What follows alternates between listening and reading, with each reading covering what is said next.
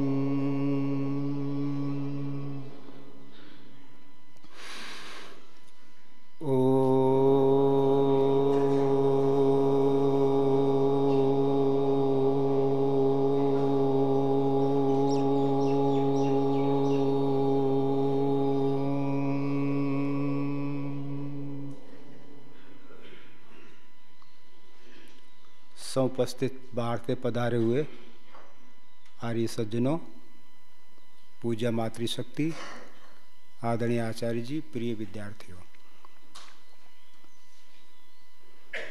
आप लोग रात में कितने बजे आ गए थे? 12 बज गए थे ना? हाँ, ये सोते सोते मेरे ख्याल से 1 बज गया होगा शायद। तो हो सकता है कि व्यवस्था कुछ प्रतिकूल भी रही हो, तो चलो बहुत बहुत, क्योंकि कई बार इस तरह की बात आई कि भाई कुछ कुटिया मिल जाए, लेकिन हम व्यवस्था नहीं कर पाए, वो हमारी मजबूरी थी। तो चलो अच्छी,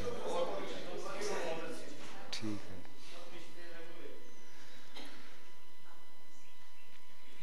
तो थोड़ी देर के लिए आपस में हम विचार कर लेते हैं।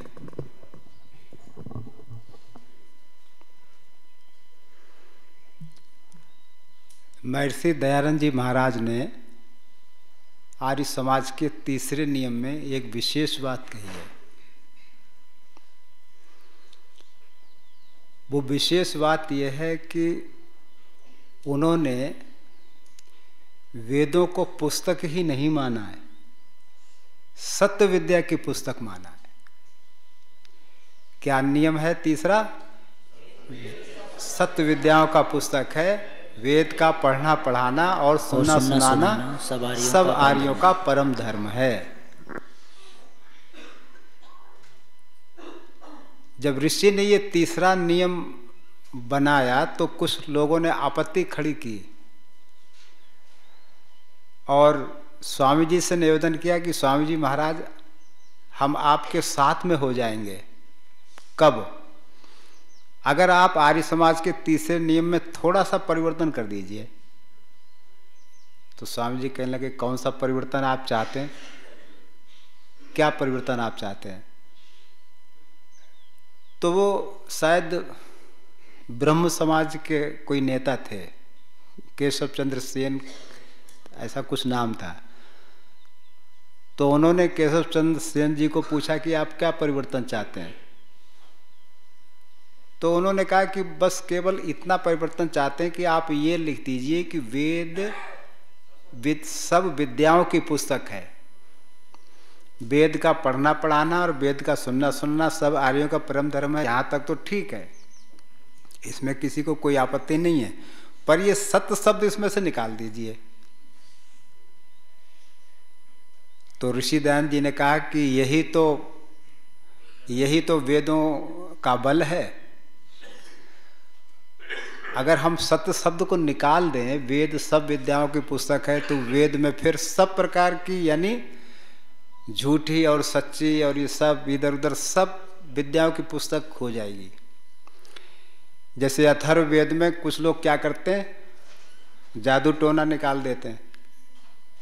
जब ऋषि ने वेद सब सत्य विद्या की पुस्तक है ये लिख दिया, फिर भी लोगों ने अपने हिसाब से अथर्ववेद में जादू टोना का वो कहीं ना कहीं मंत्रों के द्वारा सिद्ध कर दिया कि देखो इस मंत्र से ये जादू सिद्ध हो रहा है, इस मंत्र से ये टोना सिद्ध हो रहा है। तो ऋषि दयानंद जी की एक विशेषता थी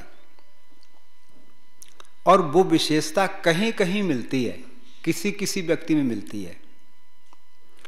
वो क्या कहते हैं? वो कहते हैं कि हम आपको स्वतंत्र चिंतन देते हैं, हम आपको चिंतन में स्वतंत्रता देते हैं। आप धर्म के बारे में, अधर्म के बारे में, सत्य के बारे में, असत्य के बारे में आप सोचने में स्वतंत्र हैं। और अगर मेरी भी कोई बात, स्वामी जी यहाँ तक लिखते हैं, अगर मेरी भी कोई बात आपको वेद विरुद्ध लगे तो उसको तत्काल छोड़ देना चाहिए। ऐसा कोई विचारक मेरी दृष्टि में तो नहीं आता कि जो इतनी बड़ी बात कह दे कि अगर वेदों के विरुद्ध मेरी भी कोई बात कहीं आपको दिखाई दे जाए तो उसको भी आपको तत्काल छोड़ देना चाहिए। ये ऋषि दयानंद जी में और अन्य विचारकों में इतना ये मौलिक अंतर है। और क्या कहते हैं? ऋषि दयानंद जी धर्म की बहुत छोटी सी परिभाषा कर देते हैं, बहुत छोटी सी। आप उनका चाहे सौमंतम मंत्र प्रकाश पढ़ लीजिए, चाहे व्यवहार भानु पढ़ लीजिए, चाहे कोई दूसरा ग्रंथ पढ़ लीजिए जो ऋषि दयानंद जी का लिखा हुआ है। वो कहते हैं कि सत्य व्यवहार करना धर्म और असत्य व्यवहार करना अधर्म। अब दो वाक्यों में परिभाषा आ गई। इसमें कुछ कहने में हमने अपने को कठिनाई हुई नहीं हुई ना? और परिभाषा, पक्षपात युक्त व्यवहार करना अधर्म और पक्षपात रहित व्यवहार करना ये धर्म हो गया। अब ये परिभाषा हम सबके जीवन में घटती है, चाहे कोई किसी विचार को, किसी संप्रदाय को, किसी मान्यता को मानने वाला हो, सबके ऊपर ये घटती है।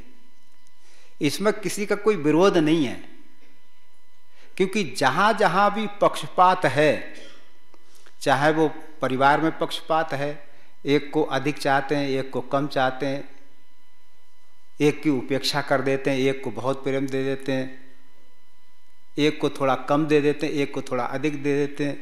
तो ये परिवार में, समाज में, राष्ट्र में, कहीं भी, दुनिया के किसी भी प्राणी के अंदर ये भावना कूट कूट के भरी हुई है कि मेरे साथ कोई पक्षपात का व्यवहार ना करे, क्योंकि जहां पक्षपात है वहीं कलह है, वहीं अशांति है, वहीं झगड़े हैं, वहीं तनाव है, मनोमालिन्य है। इसलिए ऋषि कहते हैं कि धर्म की, यूँ तो वेदों में बहुत मंत्र हैं और उन सब वेदों का, मंत्रों का सार यही है कि कब हम इस पक्षपात से छूटें और ईश्वर की ओर, सही धर्म की ओर बढ़ें। बस उनका इतना संकेत है। और इस संकेत को आदमी जितना जल्दी समझ जाए वो उतना जल्दी अपने धर्म से जुड़ जाएगा, अपने कर्तव्य से जुड़ जाएगा। तो पक्षपात रहित व्यवहार करना ये धर्म के अंतर्गत आ जाता है और पक्षपात युक्त व्यवहार करना ये अधर्म के अंतर्गत आ जाता है। बस इसी का नाम धर्म है। अब हम जितने भी यहाँ बैठे हैं या जितने बाहर सुन रहे हैं, उनकी आत्मा से पूछो कि अगर आपके साथ कोई अन्याय करे, आपके साथ कोई अत्याचार करे, या आप जिस योग्य हैं उस पद पे आपको ना बिठाया जाए, अयोग्यों को योग पद पे बिठा दिया जाए, तो क्या होगा? मन में क्लेश होगा कि नहीं होगा?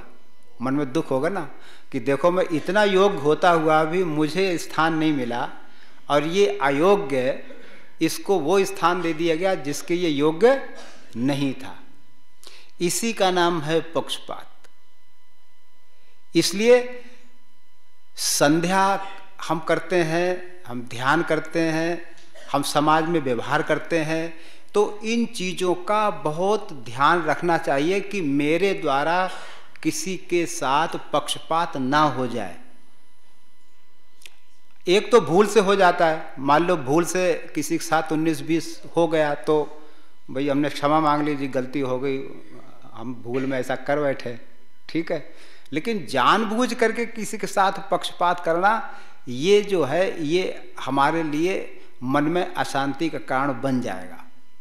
इसलिए एक बात तो ये हम, वैसे तो आप सब जानते हैं, हम में आप बहुत आपसे अच्छे विद्वान भी होंगे, कोई ऐसी बात नहीं, मैं कोई नई बात नहीं कह रहा हूँ, आप में से सब जानते हैं। मैं तो केवल आपके संस्कारों को जगा रहा हूँ। जो सो जाते हैं ना आदमी सो जाता है ना तो उसको कुछ होश नहीं रहता है, जब जगता है तब देखता है कि हाँ दिन निकल आया है। तो मैं तो आपके संस्कारों को, जो आपके संस्कार जो सोए पड़े हैं, वो उनको केवल जगाने का काम कर रहा हूँ।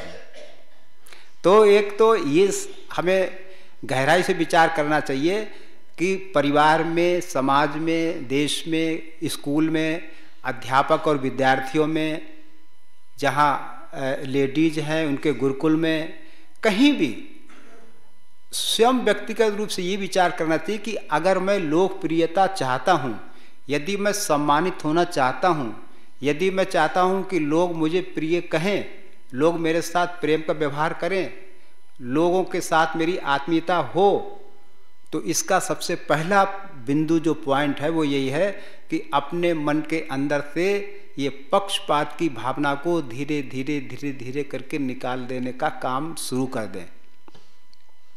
एक बात। दूसरी बात फिर क्या कही, ये तो हो गई वेद सब सत्य विद्याओं का पुस्तक है। अब आगे उन्होंने क्या कहा कि वेद का पढ़ना और पढ़ाना, सुनना और सुनाना सब आर्यों का परम धर्म है। आर्यों का मतलब ये नहीं कि आर्य समाजी, कई लोग संकुचित अर्थ कर लेते हैं, आर्यों का मतलब आर्य समाजी बस, बाकी और कोई नहीं। ऐसा नहीं है। जर्मन का जो हिटलर था वो भी अपने आप को आर्य कहता था, आर्य कहता था कि हम आर्य हैं, लेकिन वो उसने आर्य एक संकुचित जाति में ले लिया। बस जर्मनी के लोग आर्य हैं, बाकी सब जीने लायक नहीं है। उनको मतलब जैसे चाहे वैसे उनके साथ व्यवहार करो। तो आर्य शब्द जो है वो एक गुणवाचक शब्द है। तो अब दूसरी बात जो यहाँ पर कही है कि ये पक्षपात हमारे अंदर से निकलेगा कैसे निकलेगा, क्योंकि निकालने के लिए फिर कुछ पढ़ना पड़ेगा। तो स्वामी जी कहते हैं कि वेद पढ़ो। आप कहेंगे कि वेद तो हमें पढ़ना आता नहीं है, संस्कृत आते नहीं है। अच्छा, जो वेदों के अनुकूल जो ऋषि दयानंद जी ने सत्यार्थ प्रकाश लिखा है उसको पढ़ो। ऋग्वेद आदि भाष भूमिका पढ़िए। ऋग्वेद आदि भाष भूमिका में वेदोक्त धर्म विषय है एक, जिसने पढ़ी होगी उसको शायद कुछ संस्कार होगा। वो वेदोक्त धर्म विषय इतने सुंदर ढंग से लिखा गया है कि अगर आदमी उसको अच्छी तरह से पढ़ ले, ठीक तरह से उस पर विचार कर ले, तो परस्पर समाज में, परस्पर परिवार में एक दूसरे के लोग निकट आते चले जाएंगे। दूरियां खत्म हो जाएंगी, दूरियां समाप्त हो जाएंगी।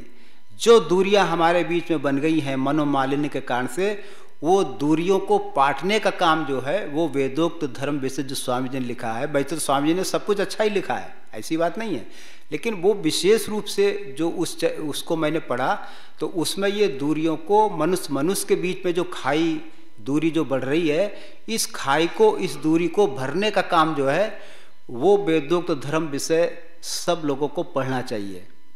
ठीक है, हम वेद सीधे नहीं पढ़ सकते। अच्छा तो यह है कि अपने घर में वेद रखें। मैं कई बार, एक स्वामी कौन हुए हैं, इब्राहिमपुर वाले थे ना, हाँ, स्वामी जी कहते थे कि वो हिंदू का, वो आर्यों का घर नहीं जिसके घर में वेद नहीं। अब बताइए किसके घर में कितने वेद हैं। अब मैं हाथ खड़ा करवाऊंगा तो आप लोग कहेंगे भाई ये भी स्वामी जी क्या है कि हमारी बेइज्जती कर रहे हैं। तो अपने घर में कम से कम वेद रखिए। जिनके घर में है वो रखने के लिए नहीं है, रखो तो जरूर। जैसे हम मंदिरों में जाते हैं, कहीं पौराणिक मंदिरों में, तो वहाँ आपको शोकेस में सजे हुए मिलेंगे ऋग्वेद, यजुर्वेद, सामवेद, अथर्ववेद। और हमने उनसे पूछा भाई इनको कभी पढ़ते भी हैं? बोले इनको पढ़ने की क्या जरूरत है। वो कहते हैं इनको पढ़ने क्या, क्योंकि इनका अर्थ तो कोई कर ही नहीं सकता है। एक व्यक्ति ने मुझे कहा, मैंने कहा महाराज जी आपके चारों वेद रखे हैं, शोकेस में आपने सजा रखे हैं, तो आप लोग कभी इनको खोल के देखते हैं? बोले जी इनका तो कोई अर्थ ही नहीं कर सकता है। अब जब इनका कोई अर्थ ही नहीं कर सकता फिर ये शोकेस में किस लिए रखे हैं? ये सजाने के लिए रखे हैं। भाई कोई भी चीज हम रखते हैं तो उसका कोई उपयोग तो लेंगे ना लेंगे।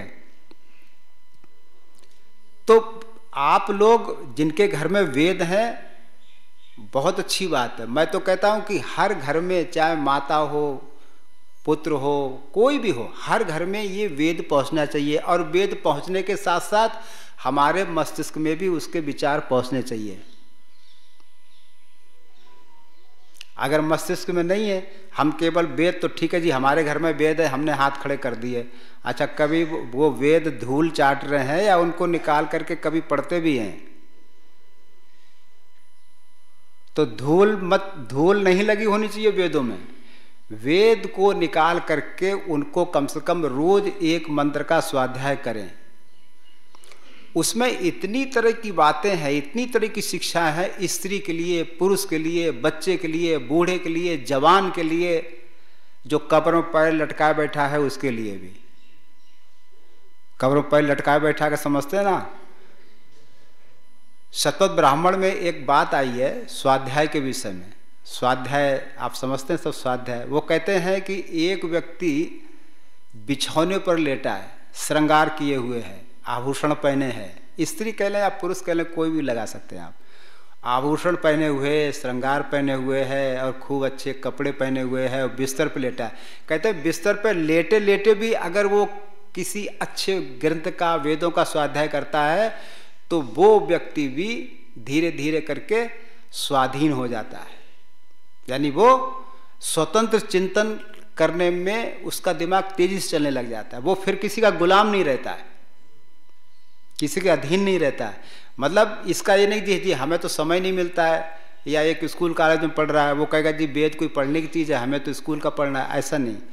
तो इसलिए ऋषि कहते हैं कि वेद का पढ़ना पढ़ाना, अगर सीधा वेद नहीं समझ में आ रहा है तो कम से कम वेदों का एक मंत्र रोज अपने आप पढ़िए। कोई सुनाने वाला नहीं है तो स्वयं सुनिए भी और सुनाइए भी, पढ़िए और पढ़ाइए भी। तो जब स्वाध्याय करेंगे तो हमें पता लगेगा कि वास्तविक धर्म और अधर्म क्या है। अभी तो हमें पता ही नहीं लग पाता है। कई बार एक व्यक्ति का भी फोन आया मेरे पास, अब वो अद्वैत मत के पोषक हैं। वो कहते हैं कि स्वामी जी ने जो त्रैतवाद लिखा है ना, ये भ्रांति उत्पन्न करता है। मैंने कहा कैसे? बोले ये सब व्यवहार की बातें हैं, वास्तव में तो हम सब ब्रह्म हैं। अब बताइए, अब बिना पढ़े बिना लिखे आपके सामने मैं अहम ब्रह्मास्मि की व्याख्या कर दूंगा और आप सब लोग चुपचाप सुनते रहेंगे, कोई प्रश्न खड़ा नहीं करेगा। स्त्री ब्रह्मचारियों को छोड़ करके ये तो हाथ खड़ा कर देंगे। मुझे नहीं लगता आप में से कोई हाथ खड़ा करे, और मैं ब्रह्म का प्रतिपादन कर दूंगा कि हम ब्रह्म हैं, आप भी ब्रह्म हैं। तो बिना स्वाध्याय किए आदमी को अपने कर्तव्य अकर्तव्य का ठीक ठीक ज्ञान नहीं होता। बिना स्वाध्याय किए आदमी को ये पता नहीं लगता कि धर्म क्या है, अधर्म क्या है, मेरा कर्तव्य क्या है, अकर्तव्य क्या है। बिना पढ़े लिखे आदमी को कुछ पता नहीं लगता। और जो पढ़ता लिखता है, जो श्रद्धा से स्वाध्याय करता है, वही धर्म को ठीक ठीक जानता है। नहीं तो मनुष्य में और पशुओं में अंतर क्या है?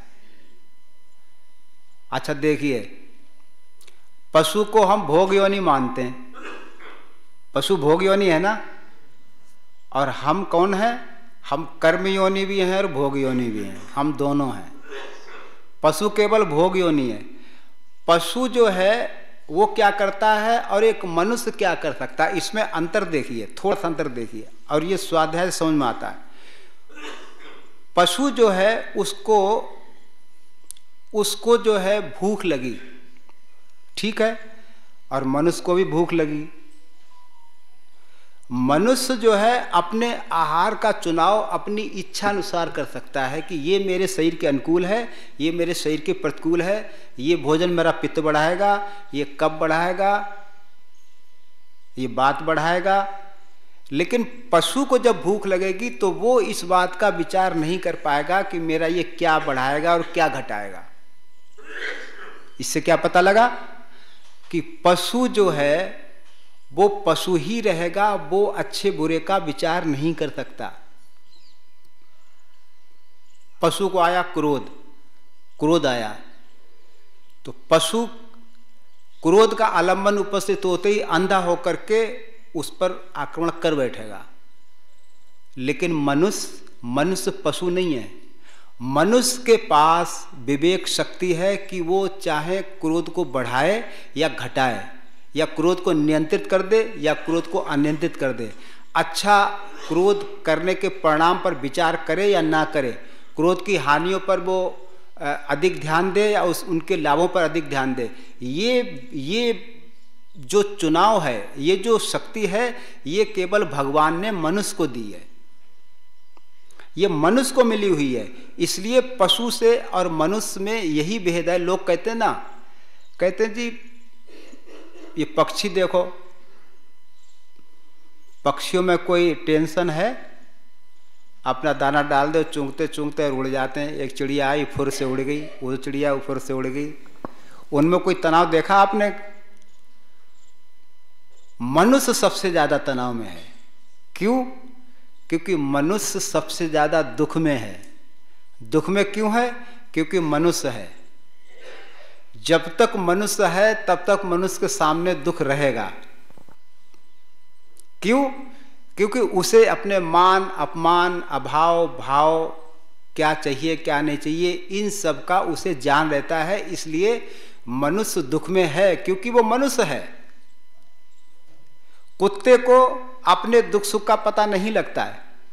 पशु को आप थोड़ा सा भोजन डाल दीजिए, उसी में संतुष्ट हो जाएगा। लेकिन मनुष्य को भोजन डाल दीजिए तो केवल उसकी भोजन संतुष्टि नहीं होगी, उसको भोजन से अतिरिक्त और भी चाहिए। उसको भोजन के अतिरिक्त प्रेम चाहिए, उसको भोजन से अतिरिक्त ज्ञान चाहिए, उसको भोजन के अतिरिक्त विवेक चाहिए, उसको भोजन के अतिरिक्त मित्र चाहिए, उसे प्रतिष्ठा चाहिए, उसे पद चाहिए, उसे लोकप्रियता चाहिए, उसे ज्ञान का विकास चाहिए। कुत्ते को भोजन देने के बाद वो क्या करेगा? सो जाएगा अपना, इससे ज्यादा कुछ नहीं कर सकता। इसलिए एक बार नारा लगा था यहां पर भारत में, रोटी कपड़ा और मकान मांग रहा है हिंदुस्तान। बस इससे आगे और कुछ नहीं। कि आज यही हमारे हिंदुस्तान की हैसियत है कि बस केवल रोटी कपड़ा और मकान के ऊपर ही हम जी रहे हैं क्या? इसके अतिरिक्त और कुछ नहीं है। ये तो वो बात हो गई। क्या बात हो गई? वो कहते ना, आहार निद्रा भय मैथुनम चा सामान में तत्पशुभिर नराणम तेसाम ही धर्मो अधिको विशेषो धर्मेण हीना पशु समाना। हम सोते हैं, पशु भी सोता है, पशु भी संतति का विस्तार करता है, हम भी संतति का विस्तार करते हैं। पशु भी डरता है, हम भी डरते हैं। पशु भी सोता है, हम भी सोते हैं। तो फिर पशु और हमें मनुष्य क्या हुआ? हमें पशु में कोई अंतर है क्या? अंतर क्या है? कहते हैं तेसाम ही धर्मो अधिको विशेषो। धर्म अधर्म की बात, कर्ता अकर्तव्य की बात जो है केवल वो केवल मनुष्य ही जान सकता है। और मनुष्य ने अगर इसको भी छोड़ दिया कि कर्तव्य अकर्तव्य को अगर उसने छोड़ दिया तो फिर वो पशु भी समाना, तो फिर वो पशुओं की कोटि में ही चला गया। इसलिए धर्म के मामले में जानना, धर्म और अधर्म को ठीक तरह से जानना, और व्यवहार में ये देखना कि मैं धर्म और अधर्म में किसकी ओर झुका हुआ हूं। मेरा व्यवहार लोगों के साथ में कैसा है? मेरा व्यवहार लोगों के साथ कहीं ऐसा तो नहीं कि जिससे मेरे व्यवहार से दूसरे लोग बहुत कष्ट उठा रहे हों। अगर मेरे और आपके व्यवहार से दूसरे लोगों को कष्ट पहुंच रहा है तो इसका मतलब है कि हम सही रास्ते पे नहीं हैं। इसलिए धर्म का मोटा सा मतलब अगर हम दिखाएं तो धर्म का मतलब है धारण करना। जैसे अग्नि है, अग्नि का धर्म क्या है? प्रकाश देना। ऊष्मा, उसमें ऊष्मा है। और जल का धर्म क्या है? शीतलता। अच्छा, जल में से शीतलता निकाल दी जाए तो कुछ बचेगा? और अग्नि में से अगर ऊष्मा निकाल दी जाए, अग्नित्व उसमें निकाल दिया जाए तो कुछ बचेगा? इसलिए बुझी हुई अग्नि के ऊपर लोग पैर रख करके निकल जाते हैं, और जलती हुई अग्नि होगी तो बच के निकलेंगे। क्योंकि अग्नि का अग्नित्व जो है, अग्नि का जो गुण है, धर्म है, वो तभी तक जीवित है जब तक उसके अंदर अग्नि है। ऐसे ही मनुष्य के अंदर मनुष्यता, मनुष्य के अंदर जो मनुष्यता है, दैवत्व है, वो तभी तक जीवित है जब तक उसके अंदर धर्म है। अब मनुष्य के अंदर से अगर धर्म ही निकल गया, अपना और पराया ही निकल गया, मनुष्य को अपने आचार विचार का ठीक से ध्यान ही नहीं है, तो फिर उसको विचार करना चाहिए कि मुझे मनुष्य जन्म पाने के लिए क्या करना है। ये जो हमने जन्म पा लिया, अब आगे कोई योजना है कि नहीं है? ये तो हम पिछली कमाई खा रहे हैं। पिछली कमाई में के हिसाब से हमें अच्छा शरीर मिल गया, अच्छा जन्म मिल गया, अच्छे सुख साधन मिल गए। ये तो हम ये समझ सकते हैं कि हमारे पिताजी ने जो कमाई हमें दी है, वो हम उनका दिया हुआ खा रहे हैं। अच्छा, अब अपनी कमाई अगर हम करेंगे तो अपनी कमाई करने का अवसर कब है? इसी जन्म में ही है ना। हम इस जन्म में अच्छे कर्म करके हम इस जन्म को भी सार्थक कर सकते हैं और अगले जन्म को भी हम सार्थक कर सकते हैं। अगला जन्म भी हम अच्छा बना सकते हैं और अपने वर्तमान जन्म को भी अच्छा बना सकते हैं। किसी विचारक ने कहा है कि मनुष्य जन्म हो गया है, इतना काफी नहीं है, मनुष्य जन्म को सार्थक बनाना पड़ता है। जैसे एक बांस है, बांस की पोंगरी है, अब कोई सीधा ही बांस बजाना शुरू कर दे तो कोई बजाएगा बांस? और बजेगा तो बो ऐसी आवाज आएगी। लेकिन एक कलाकार क्या करता है, बांसुरी वाला ऐसे छेद करेगा, फिर ऐसे छेद करेगा, फिर इस तरह से, और उसको जो बजाने में जो कुशल है, तो उस बांसुरी वादन को सुनकर के, उस बांसुरी वादक की ध्वनि सुनकर के सारे के सारे एकदम मस्त हो जाएंगे। तो जीवन जो है वो केवल जन्म हो गया है इसलिए सार्थक हो गया, ऐसा नहीं। जन्म को सार्थक करना पड़ता है। बांस को बांसुरी बना करके अपने जीवन में उसका स्वर निकालना पड़ता है। तो ऋषि दयानंद जी जो यहाँ पे कहते हैं कि वेद सब सत्य विद्याओं का पुस्तक है, वेद का पढ़ना पढ़ाना और सुनना सुनाना सवारियों का धर्म है, इसलिए अपने जीवन में कुछ पढ़ो, कम से कम 10 मिनट के लिए। अगर मैं पूछूं स्वाध्याय कौन कौन करते हैं तो आप लोग बुरा तो नहीं मान जाएंगे? अच्छा, जो नहीं करते हैं वो शुरू कर दें, और जो करते हैं अच्छी बात है। क्योंकि स्वाध्याय के बिना, पढ़ने के बिना आदमी को ठीक से पता ही लगता है। इसलिए वेद का पढ़ना पढ़ाना सुनना सुनाना सब आर्यों का परम धर्म है। इस स्वाध्याय को हम अपने जीवन में नियमित रूप से करें। एक स्वाध्याय का और अर्थ भी होता है। एक छोटी सी बात बता के मैं अपनी बात समाप्त करता हूं। सुअध्याय, सुंदर अध्ययन करना। एक है स्व अध्याय, अपना अध्ययन करना। मैं क्या हूं? मैं शरीर हूं, मैं आत्मा हूं। अगर मैं आत्मा हूं तो मेरे अंदर से निराशा का कोई काम नहीं है। अगर मैंने शरीर को ही सब कुछ समझ रखा है तो मेरे जीवन में भय, चिंता, तनाव, लोभ, क्रोध सब होंगे। और अगर मैंने ये मान रखा है कि आत्मा अलग है, मैं अलग हूं, तो आत्मा के साथ कुछ जाता नहीं है। जो जाता है वो शरीर के साथ ही चला जाता है, हमारे साथ कुछ जाता ही नहीं है। तो हमारे साथ क्या जाता है फिर? हमारे किए हुए अच्छे बुरे जो क्रियाकलाप हैं वो ही आत्मा अपने साथ में लेकर के चला जाता है नई यात्रा के लिए। तो जब हम आत्मा के अस्तित्व को मानने लग जाते हैं कि मेरा तो नाश नहीं होता, तो उसके अंदर से फिर भय, शोक, चिंता सब खत्म हो जाती है। कैसे खत्म हो जाती है? वो एक किसी ने कहा है, मृत्यु एक सरिता है जिसमें श्रम से कातर जीव नहाकर। मृत्यु एक सरिता है जिसमें श्रम से कातर जीव नहाकर फिर नूतन जीवन पाता है काया रूपी वस्त्र बहाकर। अब जिसको ये समझ में आ गया कि ये तो एक वस्त्र है और ये उतरेगा, किसी का 50 साल में उतर जाता है, किसी का 60 साल में उतर जाता है, किसी का 70 में उतर जाता है। अरे 10 साल में उतरे कि 100 साल में उतरे, पर इसने उतरना तो है ही। अगर आदमी इस बात को थोड़ा स्वीकार कर लेता है तो फिर वो इस 2 अंगुल के पेट को पालने के लिए फिर वो अनैतिक स्रोतों से धन संग्रह करने में संकोच करना शुरू कर देगा। इस 2 इंच के पेट को पालने, इसमें कितना खा लिया जी हमने। कोई 80 साल के हमारे वृद्ध बैठे हों, कितनी बोरी गेहूं खा लिया, कितनी बोरी चावल खा लिया, कितनी बोरी गुड़ खा लिया, कितना बोरा इसमें पता नहीं क्या क्या खा लिया, और वही पेट खाली का खाली खाली खाली है कि नहीं। और पता नहीं कितना खाएंगे, 20 साल अगर और दिएगा तो पता नहीं कितनी बोरियां वो पेट में डाल लेगा, और फिर खाली का खाली।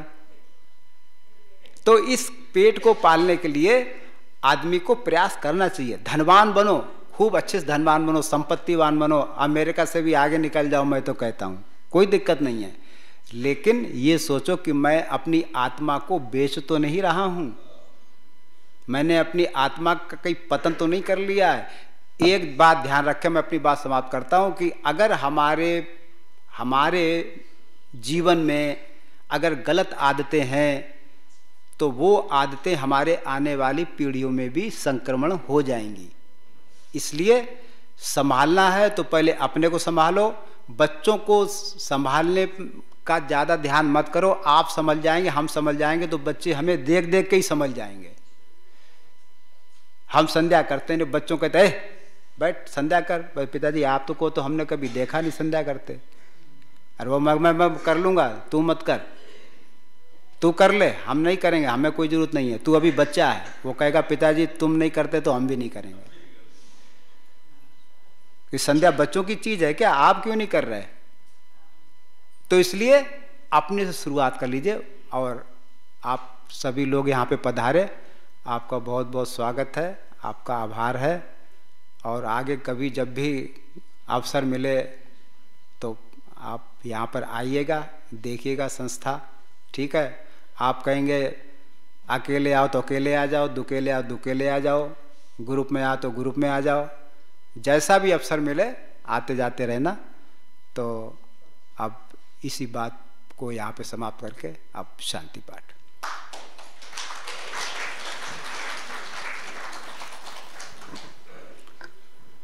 ओम